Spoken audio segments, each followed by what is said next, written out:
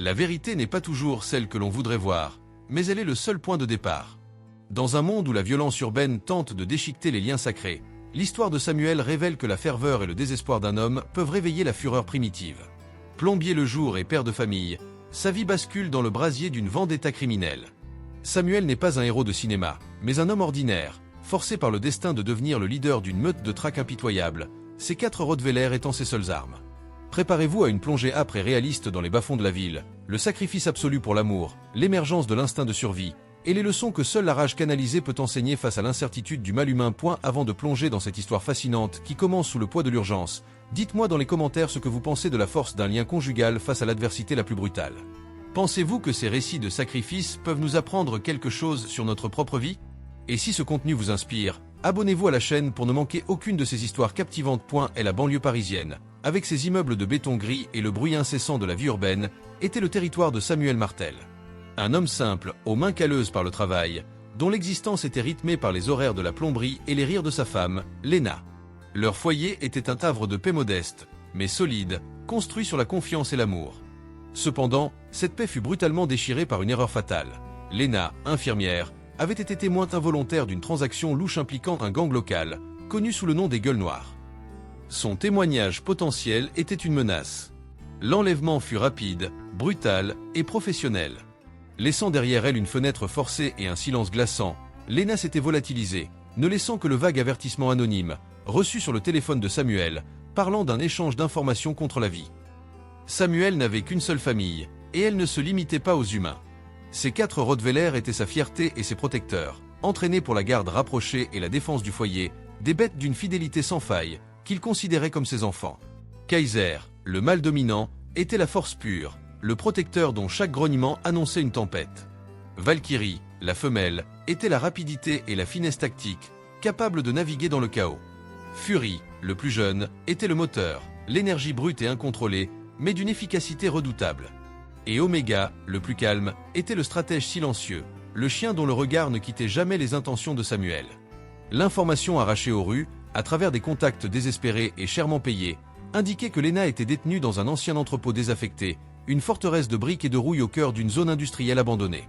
Les Gueules Noires étaient un groupe redouté, dont le chef, un certain Tigre, était connu pour sa cruauté méthodique.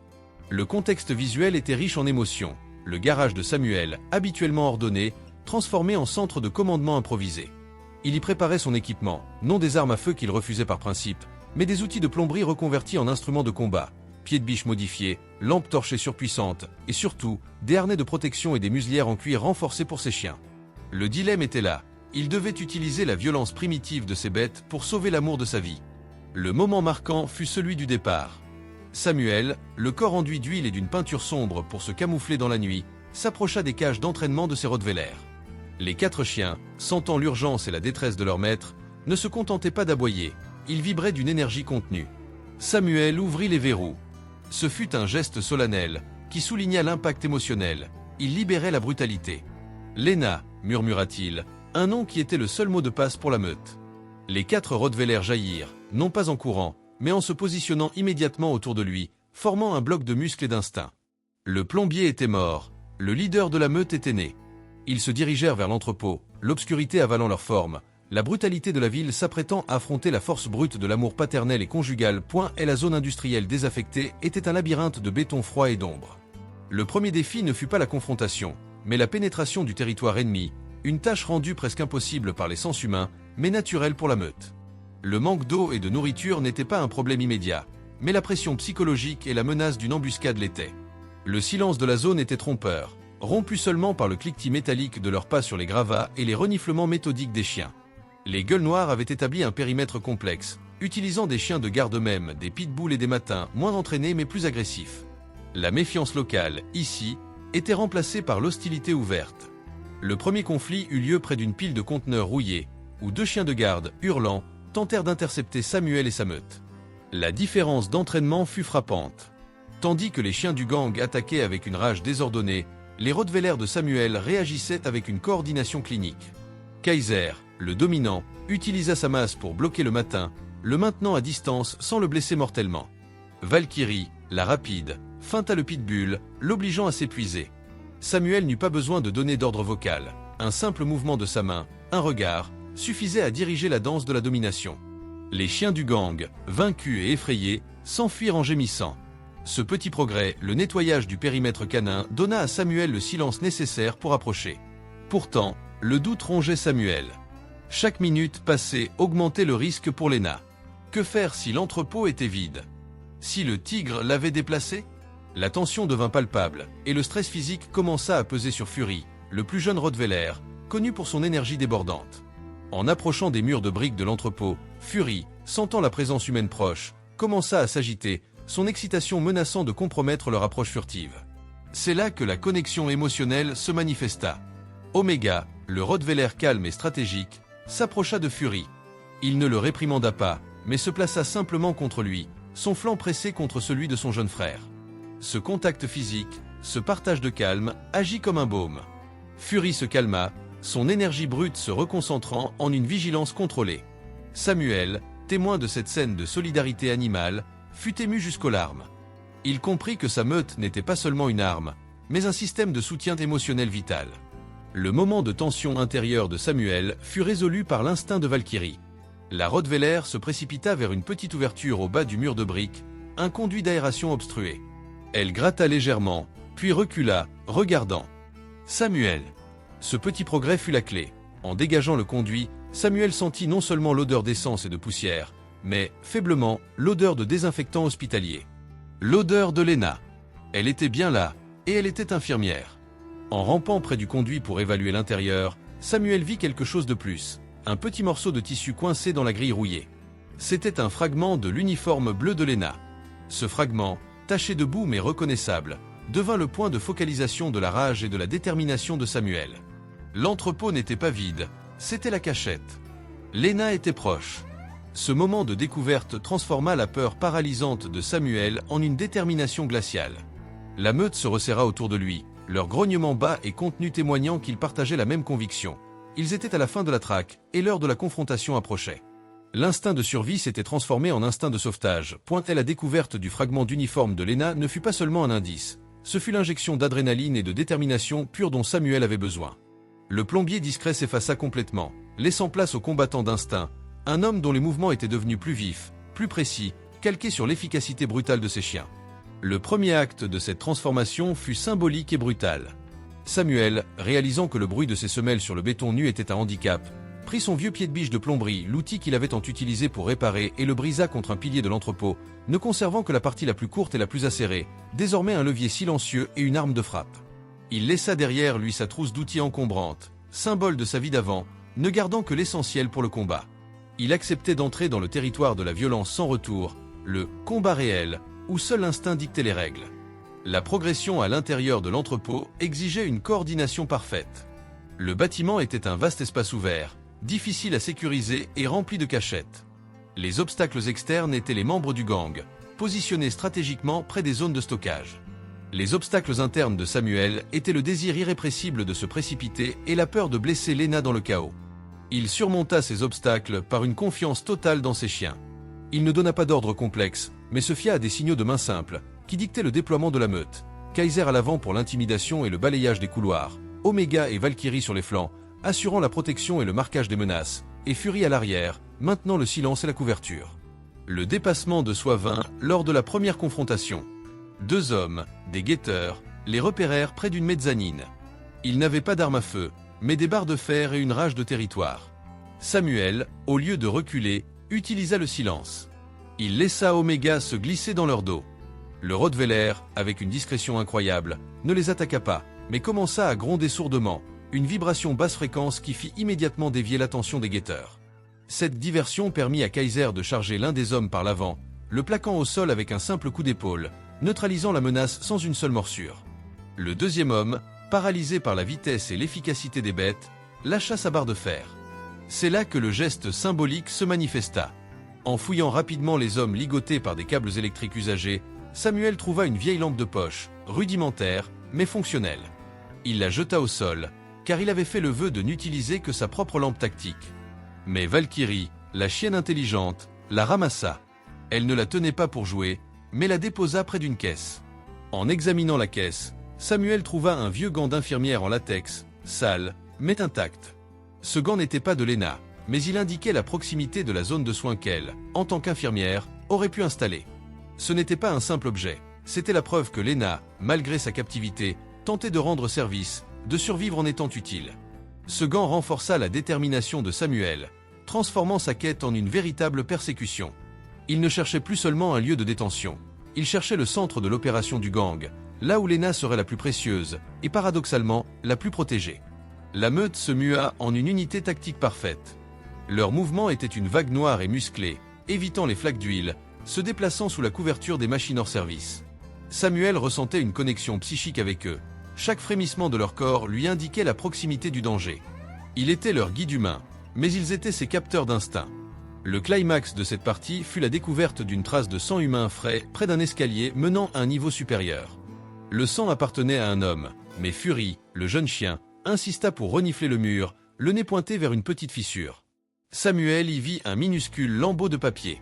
C'était une note, écrite à la hâte au dos d'une étiquette de produits pharmaceutiques, portant l'écriture familière de Lena. « Je suis en haut. Salle du chef. » Il parle d'un échange à l'aube. N'attends pas. Ce message transforma la persécution en course contre la montre. Il ne restait que quelques heures avant l'aube. Le message de Lena, tracé sur l'étiquette pharmaceutique, déchira le voile de l'incertitude. L'aube approchait, et avec elle, le danger imminent de l'échange. La salle du chef était le bureau de Tigre, le leader du gang, situé à l'étage, dominant l'entrepôt. C'était la forteresse dans la forteresse. Samuel, le regard désormais dénué de toute émotion superflue, se prépara à l'ascension, la rage froide remplaçant la peur. L'escalier métallique grinçant menant à l'étage était le goulot d'étranglement. Tigre, ayant senti l'agitation au rez-de-chaussée et l'échec de ses guetteurs, avait ordonné à 2 de ses hommes, armés de pistolets, de barricader le sommet de l'escalier, créant un point de défense redoutable. C'était le moment de haute tension qui mettait tout en péril. La survie dépendait de la capacité des Rottweiler à neutraliser les armes à feu. Samuel donna l'ordre, un sifflement bas et court, le signal de l'assaut. Kaiser et Valkyrie chargèrent ensemble l'escalier. Le bruit métallique et brutal de leurs pattes sur les marches rouillées était assourdissant, un roulement de tambour de la destruction. Les hommes de Tigre tirèrent immédiatement. L'intensité émotionnelle fut insoutenable. Kaiser, le mâle alpha, utilisa sa propre muselière en cuir renforcée comme un bouclier, absorbant les coups les plus proches tandis que Valkyrie, plus agile, plongeait sous les tirs pour atteindre le premier homme au niveau des jambes, le déséquilibrant. Le plan de Samuel fonctionna grâce à l'entraînement rigoureux, ne pas mordre à la gorge, mais neutraliser l'équilibre et la menace. Cependant, le deuxième homme, plus expérimenté, parvint à viser Samuel alors qu'il commençait l'ascension. Dans un réflexe désespéré, Samuel se jeta sur le côté. Le tir manqua de peu, mais frappa une vieille bonbonne de gaz entreposée à côté de l'escalier. L'impact ne fut pas explosif, mais le gaz s'échappa en un sifflement strident, créant un brouillard dense et suffocant, transformant le sommet de l'escalier en zone de non-visibilité. Ce gaz, mélange de vieux propane et de poussière chimique, fut le catalyseur de la phase suivante. Fury, le jeune Rottweiler, habituellement le plus excité, eut une réaction inattendue. Au lieu d'attaquer à l'aveugle, il se mit à tousser, mais surtout, à tourner autour du gaz, reniflant intensément. Il découvrit un vieux ventilateur industriel hors service, et d'un coup de museau puissant, poussa une caisse dessus, créant un flux d'air minimal mais vital qui commença à dissiper le brouillard vers l'extérieur. C'était un acte d'intelligence tactique pure, le dépassement de soi de la bête la moins contrôlable. Pendant que Kaiser et Valkyrie neutralisaient les 2 hommes restés au sommet de l'escalier, l'un avec une cheville brisée par la charge de Kaiser, l'autre contusionné, Samuel atteignit la mezzanine. Il y avait une seule porte, celle de la salle du chef. C'est là que le véritable climax de la confrontation eut lieu. Tigre attendait. Il ne détenait pas Lena pour la cacher, mais pour l'utiliser comme appât. Il tenait Lena devant lui, un pistolet pressé contre sa tête. Un pas de plus, et elle meurt. La voix de Tigre était un sifflement rauque. Le cœur de Samuel s'arrêta. Il se retrouva seul face à Tigre, ses Rottweiler retenus par un seul regard de leur maître. Le silence était absolu, rompu seulement par la respiration haletante de Lena et le grognement contenu des chiens. C'est là que le lien entre le père, la femme et les chiens fut prouvé dans sa forme la plus inattendue. Omega, le Rottweiler observateur, le stratège silencieux, se mit à fixer non pas Tigre, mais un point précis derrière lui, un coin du bureau où était posé un gros classeur métallique. C'était un signal pour Samuel. Omega ne pouvait pas parler, mais son regard criait une distraction.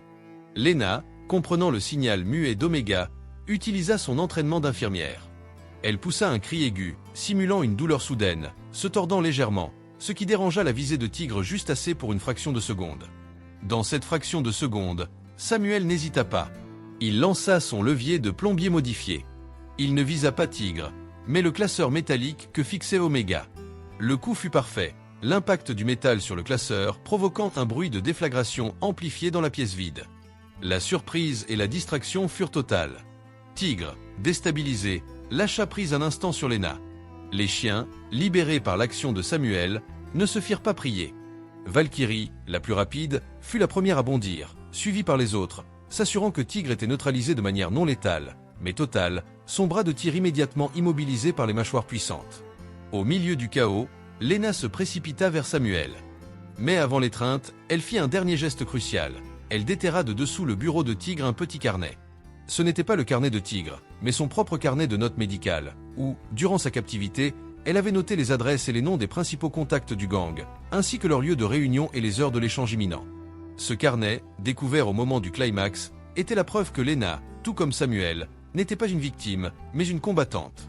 La meute avait sauvé le corps, mais l'esprit de Lena avait sauvé la mission entière. L'aube se levait sur la zone industrielle lorsque Samuel et Lena émergèrent de l'entrepôt, leurs corps écorchés mais leurs esprits intacts, les 4 Rottweilers formant une garde rapprochée silencieuse autour d'eux. Le silence post-confrontation était presque plus lourd que le chaos. Tigre et ses hommes étaient neutralisés, immobilisés par la combinaison de la stratégie de Samuel et de la force disciplinée des chiens. La conclusion de cette épopée ne fut pas l'intervention policière immédiate, mais l'acte de décompression dans la petite communauté voisine. Samuel et Lena refusèrent l'hospitalisation, insistant pour se réfugier dans une vieille boulangerie ouverte qui leur offrit refuge. C'est là que le véritable impact des événements se révéla. Lena ne voulait pas partir immédiatement. Le carnet, rempli des détails du réseau de Tigre, était une mine d'informations. Lena, l'infirmière, avait compris que sa captivité lui donnait une opportunité unique de démanteler l'organisation qui terrorisait leur quartier. Elle était revenue transformée, la douceur de l'infirmière coexistant désormais avec la détermination froide d'une justicière. Elle passa les premières heures à dicter à la police les noms et les lieux, son témoignage, appuyé par le carnet, offrant aux forces de l'ordre une chance inespérée de frapper le réseau. Le retour à la maison fut un pèlerinage émotionnel. Samuel, le plombier, rentra en leader de meute. Il avait appris que l'amour, lorsqu'il est mis à l'épreuve, ne se contente pas de souffrir, il se bat. Son sacrifice initial, l'abandon de son ancienne vie tranquille et l'utilisation de la force avaient été le prix de leur victoire. Il avait découvert une résilience en lui qu'il ignorait, un instinct de protecteur farouche qui ne faisait qu'un avec ses chiens. Les 4 Rottweilers, Kaiser, Valkyrie, Fury et Oméga étaient les héros de cette histoire, les symboles vivants de cet amour inconditionnel. Ils étaient passés de protecteurs de foyer à agents de sauvetage. Leur discipline et leur dévouement prouvaient que la force brute, lorsqu'elle est canalisée par la confiance, est la plus noble des défenses. Leur lien avec Samuel et Lena était désormais gravé dans l'acier de la survie partagée. L'impact sur leur environnement fut significatif.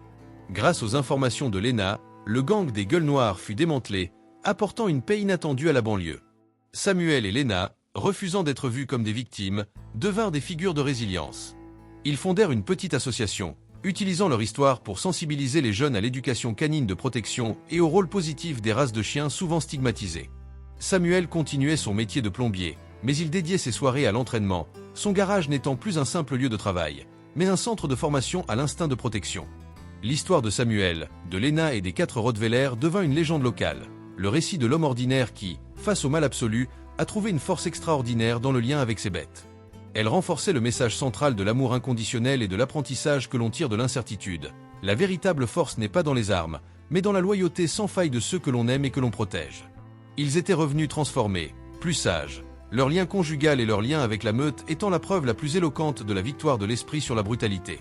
Si cette histoire de courage conjugal, d'instinct de survie et de loyauté canine vous a touché ou fait réfléchir, partagez-la avec quelqu'un qui pourrait aussi en tirer des leçons. Et dites-moi dans les commentaires quelle partie vous a le plus marqué, l'intelligence tactique de Lena, la charge héroïque de Kaiser et Valkyrie, ou le silence stratégique d'Oméga et pourquoi. Votre soutien, en vous abonnant et en interagissant, aide à faire vivre ces récits et à les partager avec d'autres passionnés de la vie et du lien homme-animal.